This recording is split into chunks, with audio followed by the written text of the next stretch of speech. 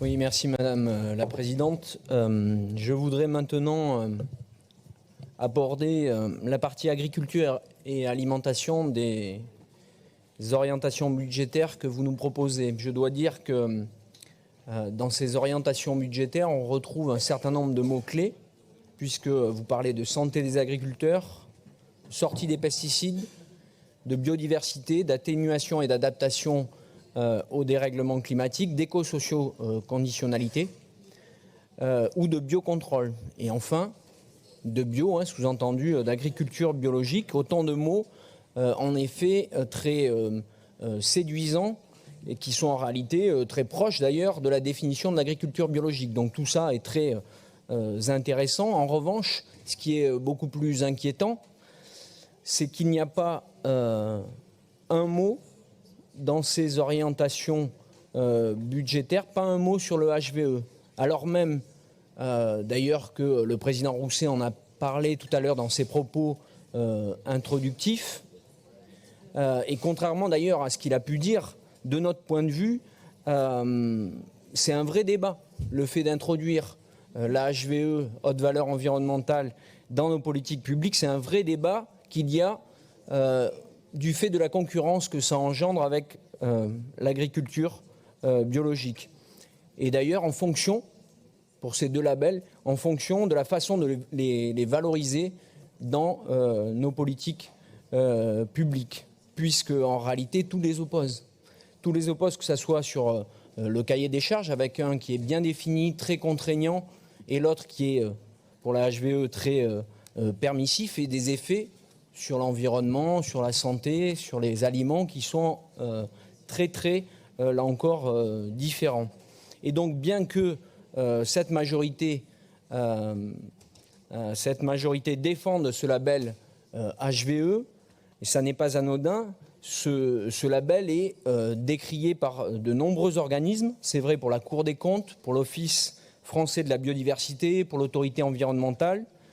Et c'est d'ailleurs un label qui n'est même pas reconnu en dehors des frontières de la France, ni même d'ailleurs, même pas en Europe. Et pour cause, ce label HVE autorise l'usage des pires pesticides. Ce label HVE poursuit les émissions de gaz à effet de serre, avec notamment l'utilisation d'engrais de synthèse d'origine fossile, puisqu'ils proviennent la plupart du temps du gaz.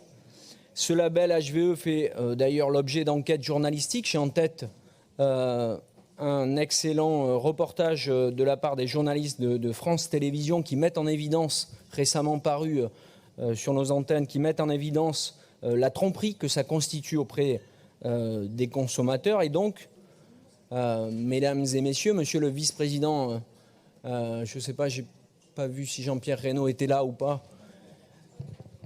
En tout cas, mes chers collègues de la majorité, alors même que le travail effectué dans le précédent mandat, notamment par Jérôme Orvin, en charge à l'époque de l'agriculture biologique, alors même, comme le relate d'ailleurs Sud-Ouest ce matin dans ses pages, que ce travail a permis qu'il y ait une bonne dynamique de l'agriculture biologique dans notre région, en mettant, comme vous le faites, la HVE sur le même plan que l'agriculture biologique, et c'est vraiment là que le problème se situe, c'est vraiment là que l'injustice se situe, en mettant donc ces deux labels sur le même plan, que ce soit dans Néoterra, que ce soit dans la plupart des dispositifs politiques, que ce soit pour l'agriculture ou l'agroalimentaire, ainsi d'ailleurs que dans le futur plan stratégique régional qui nous a été présenté en commission, en mettant donc ces deux labels sur le même plan dans les politiques régionales,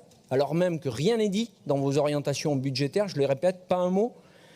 Vous contribuez à brouiller les cartes auprès des consommateurs qui croient à tort acheter en réalité des aliments qui sont sains. Vous dissuadez également certains agriculteurs de réellement bifurquer vers l'agriculture biologique. D'ailleurs, Sud-Ouest, dans le même article auquel je faisais référence il y a un instant, le rappelle également, la progression des conversions en bio est en train de ralentir. Ça, c'est aussi le fruit de cette concurrence un peu déloyale. Et en fléchant les aides vers la HVE au détriment de la bio, vous continuez à contribuer à renchérir le coût final de la bio pour les consommateurs, au détriment d'ailleurs des plus modestes qui sont en réalité de plus en plus éloignés de cette alimentation de qualité. Et donc il est temps, mes chers collègues, c'est dommage que le président Rousset ne soit pas là, ou bien Jean-Pierre Reynaud, il est temps d'assumer ce que nous voyons au fil des commissions et des GIA,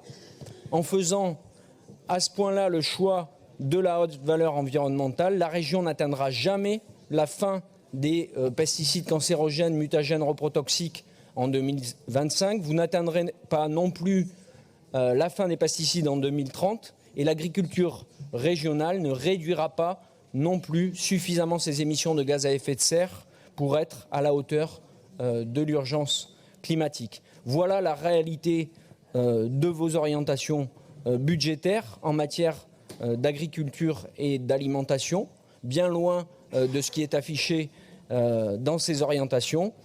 Et je voudrais rajouter, mais le président n'est pas là, mais quand même regretter une fois de plus qu'ils mettent sur le même plan l'utilisation du cuivre. Je vais finir par demander 3 minutes de suspension de séance, puisque ça commence à être fatigant. Le président, certes, n'est pas là, mais on lui fera remonter. Oui. Par contre, vous avez des vice-présidents présents, il y a et vice-présidente présente, donc évitez à chaque fois de dire le président n'est pas là ou le président n'est pas là. Excusez-moi, on est là pour vous entendre. Excusez-moi, madame la présidente de séance, vous avez raison. Simplement, c'était pour répondre à des propos qu'il a eus. J'aimerais qu'à l'avenir, il arrête de mettre sur le même plan le cuivre qui peut être utilisé en agriculture biologique, en effet, ou en agriculture dite conventionnelle, et les pesticides de synthèse qui n'ont radicalement rien à voir, notamment sur le plan de la santé pour les agriculteurs ou pour les consommateurs.